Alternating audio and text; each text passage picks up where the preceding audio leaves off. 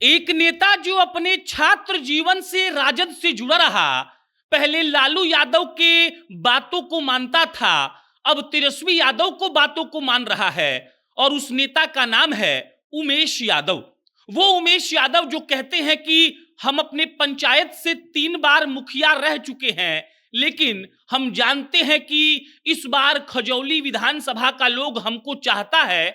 और सिर्फ चाहता ही नहीं, बल्कि उमेश यादव जिस तरीके से क्षेत्र में मेहनत कर रहे हैं, उसकी बानगी जब आपको अभी हम स्क्रीन पर दिखाकर ये समझाएंगे कि आखिर उमेश यादव की क्या खासियत है, क्यों तेजस्वी यादव को खजौली से इनको कंसीडर करना चाहिए, तब आप भी कहेंगे कि आपने तो बड़ी बढ़िया नेता के बारे में हमको बताया है। पूरा बात हम आपको समझाएं उससे पहले ये आप तस्वीर देखिए। इस तस्वीर में आपको बहुत सारे लोग दिखेंगे। साथ में आपको ये आदमी जो खड़ा हुआ दिख रहा है, ये है उमेश यादव। उमेश यादव साहब जो कैलेंडर लोगों के बीच में बांट रहे हैं, उस कैलेंडर का जो ऊपर का हिस्सा है, उस पर माई बहिन मान योजना का प्रचार किया गया है। यानी कि उमेश यादव लोगों को यह बता रहे हैं कि माई बहिन मान योजना नीतीश तेजस्वी यादव ने क्यों लाया है और माई बहिन मान योजना से लोगों को क्या फायदा होगा। अगर आप सोशल मीडिया पर जाएंगे तो आपको देखने को मिलेगा कि ऐसी कई योजनाएं इन्होंने लोगों के बीच में प्रचार की है जो तेजस्वी यादव ने वादा किया है। और आपको यह भी देखने को मिलेगा कि महिला से लेकर पुरुषों तक उमेश यादव जाकर ये समझाते हैं कि देखिए, अगर आप चाहते हैं कि बिहार में बढ़िया काम हो, तब आपको तेजस्वी यादव को वोट देना चाहिए। और सिर्फ तेजस्वी यादव के प्रचार की बात हम नहीं कर रहे हैं।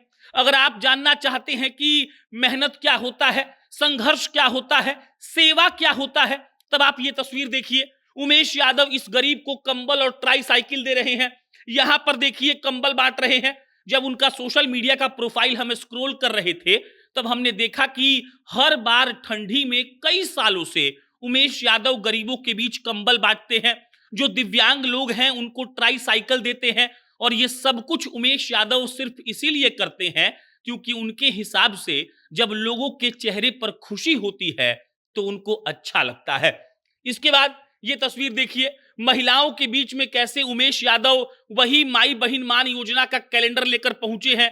उनको कैलेंडर दिखाकर ये बता रहे हैं कि जो तेजस्वी यादव ने वादा किया है, उस वादे से उनको क्या फायदा होगा।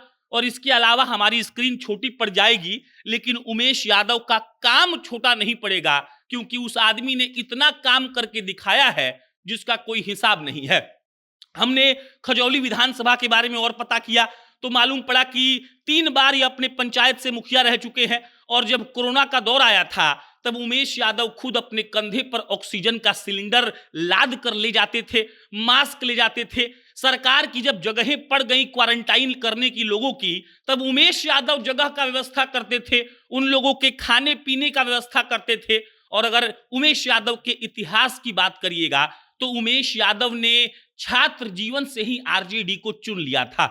हमने उनसे बात की और पूछा कि भाई साहब ये बताइए कि आपको आरजेडी में क्या अच्छा लगा। तो उन्होंने कहा कि जिन सांप्रदायिक ताकतों से लालू यादव ने लड़ा था कभी, उसी सांप्रदायिक ताकत से आज तेजस्वी यादव लड़ रहे हैं। और हम कल भी उनके पिता के साथ थे, आज उनके साथ हैं और हमेशा आरजेडी के ही साथ रहेंगे। अगर ठंड की बात करिएगा तो उमेश यादव गरीबों के लिए कंबल लेकर पहुंचते हैं। अगर बात करिएगा किसी गरीब के बेटी की शादी की, तब वहां उमेश यादव पैसा लेके पहुंचते हैं। बारात में जो खाना बनेगा उसका राशन लेकर पहुंचते हैं। अगर बात करिएगा किसी के घर में मर जाने की, किसी के मृत्यु हो जाने की, तब भी वहां उमेश यादव पहुंचते हैं। और यूं अगर साड़ी कपड़ा बांटने का बात करिए तो साल भर उमेश यादव लोगों के बीच में साड़ी कपड़ा बांटते रहते हैं। फिलहाल वो राजद के प्रखंड अध्यक्ष भी हैं।